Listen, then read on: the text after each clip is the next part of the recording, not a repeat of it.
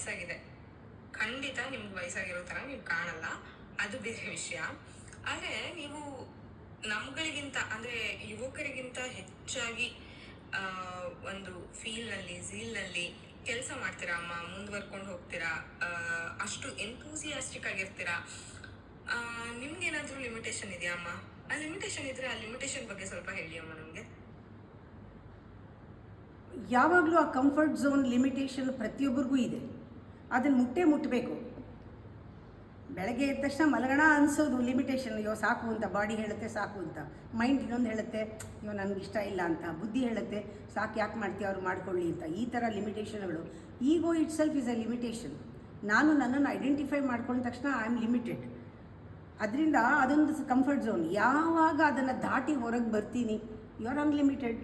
ನಾನು ಯಾವಾಗಲೂ ನನ್ನ ಮೆಡಿಟೇಷನ್ ಲಿಮಿಟಿಂದ ಅನ್ಲಿಮಿಟೆಡ್ಗೆ, ಕಾಣದೇ ಇರೋದರಿಂದ ಕಾಣೋ ಕಡೆಗೆ, ವಿಸಿಬಲಿಂದ ಇನ್ವಿಸಿಬಲ್ಗೆ, ನನ್ನ ಗ್ರಾಸರ್ ಲೆವೆಲ್ಲಿಂದ ಸಟ್ಲರ್ ಲೆವೆಲ್ಗೆ, ಲೋವರ್ ಲೆವೆಲಿಂದ ಹೈಯರ್ ಲೆವೆಲ್ಗೆ, ಈ ಸ್ಥೂಲದಿಂದ ಸೂಕ್ಷ್ಮಕ್ಕೆ ಈ ಜರ್ನಿನಲ್ಲಿ ಇರೋದ್ರಿಂದ ಲಿಮಿಟೇಷನ್ ಕಾಣುತ್ತೆ. ನಾನು ಇಲ್ಲಿ ಕೂತ್ರೆ ಲಿಮಿಟೇಷನು, ಎದ್ರೆ ಅನ್ಲಿಮಿಟೆಡ್. ಆ ಲಿಮಿಟೆಡ್ ಅನ್ಲಿಮಿಟೆಡ್ ಮಧ್ಯಾಹ್ನ ಆಟ ನಡೀತಾ ಇರೋದು.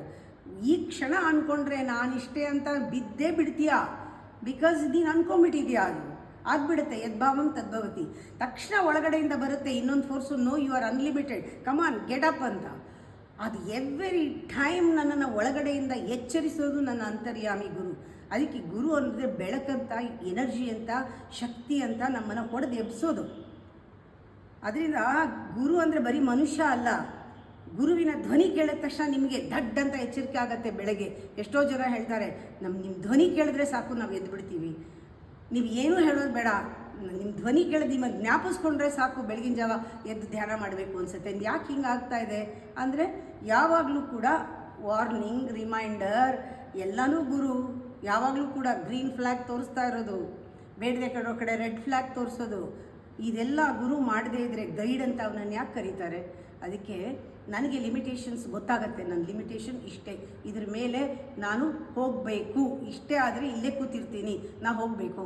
ನನ್ನ ಕಂಫರ್ಟ್ ಬೇಡ, ಸ್ವಲ್ಪ ಕಷ್ಟ ಆದರೂ ಪರವಾಗಿಲ್ಲ, ಜಂಪ್ ದೆನ್ ಥಿಂಕ್.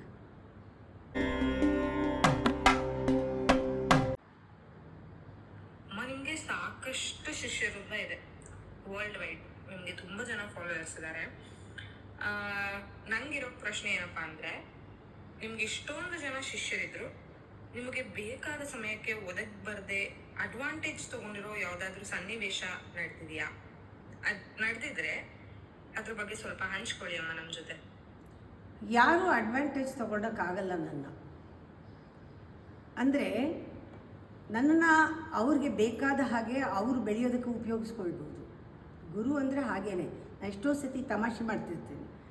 ಗುರು ಅಂದ್ರೇ ಒಂದು ಫುಟ್ರಗ್ ಥರ, ಗುರು ಅಂದ್ರೇ ಒಂದು ಡಸ್ಟ್ಬಿನ್ ಥರ. ಎಲ್ಲ ಕಸ ತಂದು ಹಾಕ್ತೀರಾ, ಕ್ಲೀನ್ ಮಾಡ್ಕೊಂಡು ಹೋಗ್ತೀರಾ. ಗುರು ಅಂದ್ರೇ ಒಂದು ಗಿಡ, ಒಂದು ಮರ ಥರ. ನೆರಳು ಬೇಕಾ, ಬರ್ತೀರಾ, ಕೂತ್ಕೊಳ್ತೀರಾ ಆರಾಮಾಗಿ. ನಿಮ್ಮ ಕೆಲಸ ಆದ ತಕ್ಷಣ ನೀವು ಹೋಗ್ತೀರಾ. ನೀವೊಂದು ನಾವು ಹಿಡಿದಿಟ್ಕೊಳ್ಳೋಕ್ಕಾಗಲ್ಲ. I can't process anyone. ಪ್ರತಿಯೊಬ್ಬರು ನನ್ನ ಜೀವನದಲ್ಲಿ ಬಂದಾಗ I take advantage for my growth. ಅವ್ರಿಗೇನಾದರೂ ಹೇಳ್ತಾ ಇದ್ದಾರೆ, ಅವ್ರ ಪ್ರಶ್ನೆ ಕೇಳಿ ಏನಾದರೂ ಹೇಳ್ತಾ ಇದ್ದರೆ ಹೊಸದೇನೋ ಬರುತ್ತೆ ಅವರಿಂದ. ಅವರು ಗುರು ನನ್ನನ್ನು ಪ್ರವೋಕ್ ಮಾಡ್ತಾರೆ. ಆ ಥರ ಅರ್ಜುನ ಬುದ್ಧಿವಂತ.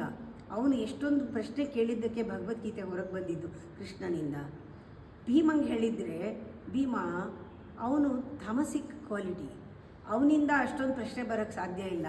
ಆಯಿತು ಮಾಡ್ತೀನಿ ನೀನು ಹೇಳ್ದಂಗೆ ಕೃಷ್ಣ ಅಂದ್ಬಿಡೋನು. ಧರ್ಮರಾಯನೂ ಅಷ್ಟೇ, ಅವನು ಸಾತ್ವಿಕ. ಅವನು ಗೊತ್ತು ಕೃಷ್ಣ ಯಾರು ಅಂತ. ಅವನು ಕೃಷ್ಣಾರ್ಪಣ ಅಂತ ಯುದ್ಧ ಮಾಡಿಬಿಟ್ಟಿರೋನು. ಆದರೆ ಯಾತಕ್ಕೆ ಅವನು ಅರ್ಜುನನ ಆರಿಸ್ಕೊಂಡ? Arjuna is a analytical mind. Arjuna ಜೀವಾತ್ಮ. ನಮ್ಮ ಥರ ಬುದ್ಧಿವಂತರು ಸುತ್ತ ಬರೋರೆಲ್ಲರೂ ಪ್ರಶ್ನೆ ಕೇಳೋರು ಎಲ್ಲ. ಅದು ಕೃಷ್ಣನಿಗೆ ಉತ್ತರ ಕೊಡೋಕ್ಕೆ ಒಂದು ಸಪೋರ್ಟ್ ಆಯಿತು. ಕೃಷ್ಣನಲ್ಲಿ ಉತ್ತರನ ಬಗೆದು ತೆಗೆದ ಅರ್ಜುನ. ಆ ಥರ ಇಂಟೆಲಿಜೆಂಟ್ ಪೀಪಲ್ ಬಂದು ಅಥೆಂಟಿಕ್ ಕ್ವೆಶ್ಚನ್ಸ್ ಕೇಳಿದ್ರೆ ಗುರುವಿಗೆ ಇನ್ನೊಂದು ಡೈಮೆನ್ಷನ್ಗೆ ಹೋಗಿ ಉತ್ತರ ಕೊಡುವ ಗುರುನೂ ಬೆಳೀತಾನೆ. ಅದಕ್ಕೆ ಗುರುಗೆ ಇಷ್ಟ ಆ ಥರದವ್ರು ಬರಬೇಕು ಅಂತ. ಮೀನಿಂಗ್ಲೆಸ್ ಕ್ವೆಶ್ಚನ್ ಕೇಳೋದಲ್ಲ, ಅಥವಾ ಅವ್ರಿಗೆ ನಂಗೆ ಗೊತ್ತಿದೆ ಅಂತ ತೋರಿಸ್ಕೊಡೋದಲ್ಲ ಶಿಷ್ಯರು. ಸ್ಟಡಿಗೆ ಬರೋದಲ್ಲ, ಲರ್ನಿಂಗ್ಗೆ ಬರೋ ಶಿಷ್ಯರು. ಅವರು ಕೆದಕ್ತಾರೆ ಗುರುನ. ಒಳ್ಳೊಳ್ಳೆ ಪ್ರಶ್ನೆಗಳನ್ನ ಹಾಕಿ ಅವರು ಉತ್ತರ ಕೊಡ್ತಾರೆ. ಗುರುಗೆ ಅಂಥವ್ರ ಜೊತೆ ಮಾತಾಡೋಕ್ಕೆ ತುಂಬ ಇಷ್ಟ. ಅವರು ಗುರುವಿಂದ ಏಟು ತಿನ್ನೋದನ್ನು ಇಷ್ಟಪಡ್ತಾರೆ. ಯಾಕೆಂದರೆ ಗುರುವಿಂದ ಹೊಡೆತ ಬೀಳೋದು, ಗುರುವಿಂದ ಸೋಲು ಅವ್ರ ಜೀವನದಲ್ಲಿ ಗೆಲುವಿನ ಮೆಟ್ಟಲು.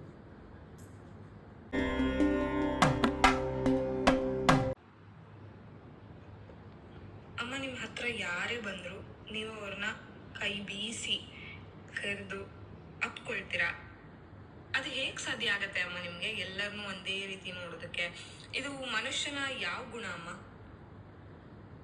ಪ್ರತಿಯೊಬ್ಬ ಮನುಷ್ಯನಲ್ಲೂ ಕೆಲವು ಹ್ಯಾಪಿ ಹಾರ್ಮೋನ್ಸ್ ಇದೆ. ಅದು ಅಮೃತ ಉಕ್ಕದಂಗೆ ಆಗುತ್ತೆ. ಡೋಪೋಮಿನ್ ಅಂತ ಹೇಳ್ತಾರೆ. ಬೆಳಗ್ಗೆ ಎಕ್ಸಸೈಸ್ ಮಾಡಿದಾಗ ಆ ಡೋಪೋಮಿನ್ ಬರುತ್ತೆ. ಕೆಲವ್ರನ್ನ ಕೈಂಡ್ನೆಸ್ದಲ್ಲಿ ನೋಡಿದ್ರೆ ಇನ್ನೊಂದು ಎನ್ಸೈಮ್ ಬರುತ್ತೆ, ಸೆರೋಟಿನ್ ಅಂತ. ಇನ್ನೊಂದು ಎನ್ಸೈಮ್ ಬರುತ್ತೆ, ಆಕ್ಸಿಟೋಸಿನ್. ಯಾವಾಗ ಆ ಟಚ್ಚಲ್ಲಿ ಯಾರು ತಬ್ಕೊಂಡಾಗ, ಕಿಸ್ ಮಾಡಿದ್ರೆ, ಆ ಪ್ರೀತಿಯಿಂದ ನೋಡಿದಾಗ, ಆಗೆಲ್ಲ ಭಾವನೆಗಳು ಬಂದಾಗ ಒಂದು ಎನ್ಸೈಮ್ ಕ್ರಿಯೇಟ್ ಆಗುತ್ತೆ, ಆಕ್ಸಿಟೋಸಿನ್ ಅಂತ. ಎಂಡೋರ್ಫಿನ್ ಅನ್ನೋದು ನಮ್ಮಲ್ಲಿ ನಮ್ಮ ಬಗ್ಗೆ ಒಂದು ಹೆಮ್ಮೆ ಆದಾಗ, ನಾನು ಇಂಥ ಕೆಲಸ ಮಾಡಿದ್ದೀನಿ, ಶಾಬಾಷ್, ನನಗೆ ಈ ಕೆಲಸ ಒಳ್ಳೇದು ಅಂದ್ಕೊಂಡಿದ್ದು ಮುಗ್ದಿದೆ ಅಂದಾಗ, ಯಾರಾದರೂ ಅಪ್ರಿಷಿಯೇಟ್ ಮಾಡಿದಾಗ ಎನ್ಸೈಮ್ ನಮ್ಮಲ್ಲಿ ಕ್ರಿಯೇಟ್ ಆಗುತ್ತೆ. ಈ ಥರ ನೋಡ್ಕೋಬೇಕು. ಹ್ಯಾಪಿ ಹಾರ್ಮೋನ್ಸ್ ನಮ್ಮಲ್ಲಿ ಇದೆ. ಅದು ಯಾವಾಗ ನಮ್ಮಲ್ಲಿ ರಿಲೀಸ್ ಮಾಡುತ್ತೆ ಹಾರ್ಮೋನ್ಸು, ನಾವು ಆನಂದವಾಗಿರ್ತೀವಿ. ಇದೆಲ್ಲನೂ ನಮ್ಮ ಫುಡ್ಡಲ್ಲೂ ಚೇಂಜ್ ಮಾಡ್ಕೊಳ್ಬೇಕು. ನಮ್ಮ ಫುಡ್ಡಲ್ಲಿ ಸಾತ್ವಿಕ ಆಹಾರ ತಿನ್ನೋದು, ಆಮೇಲೆ ಒಳ್ಳೆ ಆಲಿವ್ ಆಯಿಲ್ ಯೂಸ್ ಮಾಡೋದು, ಆಮೇಲೆ ಅವಕಾಡೋ ತಿನ್ನೋದು, ಕೆಲವು ಫುಡ್ಡೆಲ್ಲ ಇದೆ. ಅದನ್ನೆಲ್ಲ ನಾವು ತಗೊಂಡಾಗ ನಮ್ಮಲ್ಲಿ ಆ ಎನ್ಸೈಮ್ ರಿಲೀಸ್ ಆಗೋದಕ್ಕೆ ಸಹಾಯ ಮಾಡುತ್ತೆ. ಜೊತೆಗೆ ಇದು ಒಂದು ಲೆವೆಲ್ ಆಯಿತು. ಎರಡನೇ ಲೆವೆಲ್ನಲ್ಲಿ ನಾವು ದೈವತ್ವದಲ್ಲಿರೋದು ನಮ್ಮ ಸ್ವಭಾವ, ಡಿವಿನಿಟಿ ನಮ್ಮ ಸ್ವಭಾವ. ಅಲ್ಲಿ ಇರೋದೇ ಪ್ರೇಮ, ಅಲ್ಲಿರೋದೇ ಕೊಡೋದು, ಅಲ್ಲಿರೋದೇ ಎಲ್ಲರನ್ನೂ ಅಪ್ಕೊಳ್ಳೋದು, ಅಲ್ಲಿರೋದೇ ಎಲ್ಲರನ್ನೂ ಸೇರಿಸ್ಕೊಳ್ಳೋದು. ಅದು ಒಳಗಡೆ ಇದ್ದಾಗ ಅದು ಮೆಡಿಟೇಟಿವ್ ಸ್ಟೇಟು. ಯಾರೇ ಬರಲಿ ನಮ್ಮ ಆರನಲ್ಲಿ ಅದಿದ್ದಾಗ ಅವರಲ್ಲಿ ಎಷ್ಟೇ ನೆಗೆಟಿವಿಟಿ ಇದ್ರೆ ಅದು ಕರ್ಗೋಗಿರುತ್ತೆ. ನಾವು ಬಾಚೆ ತಪ್ಕೊಳ್ಳೋದು, ಯಾಕೆಂದರೆ ನಮ್ಮನ್ನೇ ಅವರಲ್ಲಿ ನೋಡ್ತಿರ್ತೀವಿ. ಅವ್ರು ಬೇರೆ ಅಲ್ಲ, ನಾವು ಬೇರೆ ಅಲ್ಲ. ಇದು ಎನರ್ಜಿ ಕೊಡುತ್ತೆ. ಎಷ್ಟು ಜನ ಇರ್ತಾರೆ ಅಷ್ಟು ಎನರ್ಜಿ ವೈಸ್ ಎಲ್ಲರನ್ನೂ ನೋಡಿ. ಆವಾಗ ನಿಮಗೆ ಸಾಕಾಗಲ್ಲ. 100 ಜನ ಇದ್ದರೆ, 1000 ಜನ ಇದ್ದರೆ ಸಾಕಾಗಲ್ಲ. ಆದರೆ ಎಲ್ಲರೂ ನಿಮ್ಮ ಹತ್ರ ಬರೋಲ್ಲ. ನೀವೇ ಹೋಗ್ತೀರಾ ಕೋಟಿ ಜನದ ಹತ್ರ. ಕೂತ್ ಕಡೆ ಮೆಡಿಟೇಷನಲ್ಲಿ you occupy the whole universe. ಚರಾಚರದಲ್ಲೂ ಕೂಡ ನಾನಿದ್ದೀನಿ. ಸರ್ವೇ ಜನ ಸುಖಿನೋ ಭವಂತು. ಎಲ್ಲೆಲ್ಲಿ ಯಾರ್ಯಾರಿದ್ದಾರೆ ಎಲ್ಲರಿಗೂ ಹೊಟ್ಟೆ ತುಂಬ ಊಟ ಸಿಗಲಿ, ಆರೋಗ್ಯ ಸಿಗಲಿ, ಒಳ್ಳೆ ಶಾಂತವಾದ ನಿದ್ದೆ ಬರಲಿ, ಎಲ್ಲರ ಮನೆಯೂ ಚೆನ್ನಾಗಿರಲಿ, ಎಲ್ಲರ ಮಕ್ಕಳು ಚೆನ್ನಾಗಿರಲಿ, ಅಪ್ಪ ಅಮ್ಮಂದ್ರೆಲ್ಲ ಮಕ್ಕಳಿಂದ ಖುಷಿ ಪಡಲಿ. ಈ ಭಾವನೆಗಳು ಎಲ್ಲರಿಗೂ, ಇವ್ರಿಗೆ ಅವ್ರಿಗೆ ಅಂತಿಲ್ಲ. ಅದು ಆವಾಗಲೇ ಎಲ್ಲ ಹಾರ್ಮೋನ್ಸ್ ರಿಲೀಸ್ ಆಗೋದು ಅಂತ ಫೀಲಿಂಗ್ನಲ್ಲೆಲ್ಲ.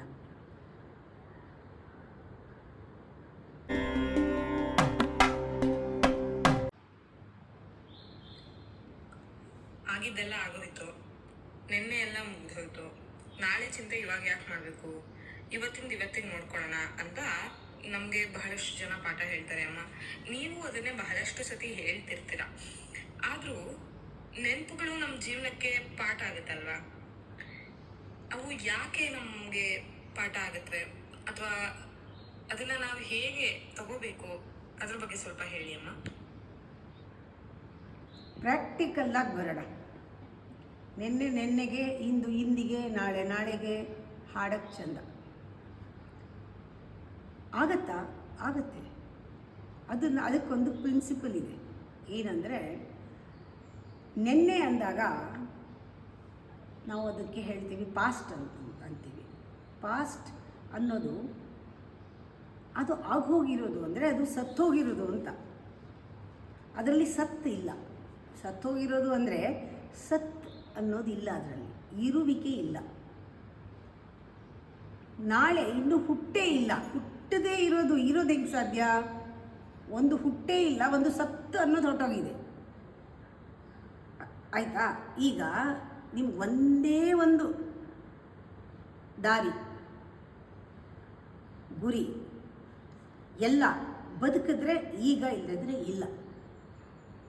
ಇಲ್ಲ ಉಸಿರಾಡ್ಕೊಂಡು ಇರಬೇಕು, ಬಿಟ್ಟುಬಿಡ್ತಾರೆ. ಅದು ಯಾವಾಗ ಸಾಧ್ಯ? ಇರುವಿಕೆ. ನೀವು ಇರುವಿಕೆಯಲ್ಲಿ ಇರಬೇಕು. ನೀವು ಇರೋಕ್ಕಾಗೋದು ಇದೊಂದೇ ಮೊಮೆಂಟು. ಪೂರ್ಣ ಇರೋಕ್ಕಾಗೋದು ದೇಹ, ಮನಸ್ಸು, ಬುದ್ಧಿ ಎಲ್ಲ ಎಲ್ಲ ಎನರ್ಜಿನೂ ಒಟ್ಟಾರೆ ಹಾಕಿದಾಗ ದಿಸ್ ಪ್ರೆಸೆಂಟ್ ಅಂತ ಏನು ಹೇಳ್ತೀವಿ, ದಿಸ್ ಮೈಕ್ರೋ ಮೊಮೆಂಟ್, ಸೆಕೆಂಡ್, ಕ್ಷಣ, ಇದು ಟೈಮಿಗೆ ಸಂಬಂಧ ಪಡೋದೇ ಇಲ್ಲ. You are out of time. When you are out of time, you are out of ಕರ್ಮಚಕ್ರ. ಈ ಮೊಮೆಂಟಲ್ಲಿ ನೀನು complete mindfulness, complete consciousness, you are totally investing whole everything ಅಂದಾಗ ಇದು ನಿನ್ನ ಒಳಗಡೆ ಸೇರ್ಕೊಂಡ್ಬಿಡುತ್ತಲ್ಲ, ಇದು ಇನ್ಯಾರು ನಿನ್ನಿಂದ ಬೇರ್ಪಡಿಸೋಕ್ಕಾಗಲ್ಲ. ಈ ಎಕ್ಸ್ಪೀರಿಯನ್ಸ್ ಏನಿದೆ ಅದು ನಿನ್ನ ಜೊತೆನೇ ನಿನ್ನ ಜನ್ಮಕ್ಕೂ ತೊಗೊಂಡು ಹೋಗುವಂಥದ್ದು. Because it is a lived moment, it is so precious. This is a lesson. ಅದು ಉಳ್ಕೊಳ್ಳುತ್ತೆ. ಇದು foundation, base, background for your next moment. ಅಲ್ಲಿಂದ ನೆಕ್ಸ್ಟ್ ಮೂಮೆಂಟ್ ಹುಟ್ಟುತ್ತೆ. ಪ್ರತಿ ಮೊಮೆಂಟು ಬದುಕಿ ಅಲ್ಲೇ ಆ ಮೊಮೆಂಟಲ್ಲೇ ನಾವು ಲಯವಾದರೆ, ಅಲ್ಲಿಂದ ಸೃಷ್ಟಿ ಆಗ್ತಾ ಇದ್ದರೆ, ನೀವು ವರ್ಟಿಕಲ್ಲಾಗಿ ಡೀಪರ್ ಲೆವೆಲ್ಗೆ ಹೋಗ್ತಾ ಇರ್ತೀರಾ ಮತ್ತು ಹೈಯರ್ ಲೆವೆಲಲ್ಲಿ ಬೆಳೀತಾ ಇರ್ತೀರ. ಕಾನ್ಷಿಯಸ್, ಅದನ್ನು ಇಂಟ್ಯೂಟಿವ್ ಅಂತವೆ. Intuitive intelligence, it will never travel in horizontal plane. It travels only in vertical plane, deeper and higher. That is real growth. It takes you beyond time, ahead of time. Illi it is a continuous moment. Present becomes always the continuous. ಅದರಲ್ಲಿ past ಇರುತ್ತೆ, future ಇರುತ್ತೆ, ಸತ್ತೋಗಿರೋದೆಲ್ಲೂ ಹೋಗಲ್ಲ, ಜೀವಂತವಾಗಿ ಬರುತ್ತೆ. ಹುಟ್ಟಕ್ಕೆ ಮುಂಚೆನೇ ಅದರೊಳಗಿರುತ್ತೆ. ನಮಗೆ ಚೆನ್ನಾಗಿ ಗೊತ್ತು ನಾಳೆ ಇವತ್ತಿದೆ ಈ ಬೀಜನೇ ನಾಳೆ ಅರಳೋದು ಅಂತ. ಇವತ್ತು ನಾನು ತಿಂತಾ ಇರೋದು ನೆನ್ನೆದರ ಫ್ರೂಟ್ ಅಂತ. ನಮಗೆ ನೆನ್ನೆ ನಾಳೆ ಇವತ್ತು ಎಲ್ಲವೂ ಸೇರ್ಕೊಂಡ್ಬಿಟ್ಟಿರೋದ್ರಿಂದ ಸಮಗ್ರ ಜ್ಞಾನ ಇರುತ್ತೆ. ಅದನ್ನು ನಾವು ಸಾಕ್ಷೀಭೂತವಾಗಿ ನೋಡ್ತೀವಿ. ಅದರಿಂದ ನಾನು ಹೇಳೋದು, ಈ ಕ್ಷಣದಲ್ಲಿ ಬದುಕಿ ಮೆಮೊರೀಸ್ ನೀವೇನು ಇಟ್ಕೋಬೇಕಾಗಿಲ್ಲ, ರೆಕಾರ್ಡ್ ಮಾಡಿ. ಅದು ನಿಜವಾದ ಅನುಭವ ಆಗಿದ್ದರೆ, if you are lived fully, it will come as a lesson. ಅದ್ರ ಪಾಡ್ಗದು ಆ ಟೈಮಿಗೆ ಕರೆಕ್ಟಾಗಿ ಜ್ಞಾನ, ಅದಕ್ಕೆ ತಕ್ಕಂಥ ಜ್ಞಾನ ಬರುತ್ತೆ. ನೀವು ಜ್ಞಾಪಕ ಇಟ್ಕೊಂಡು ಪಾಠ ಕಲಿಬೇಕು ಅನ್ನೋ ಡೂಯಿಂಗ್ ಡೈಮೆನ್ಷನ್ ಅಲ್ಲ ಇದು.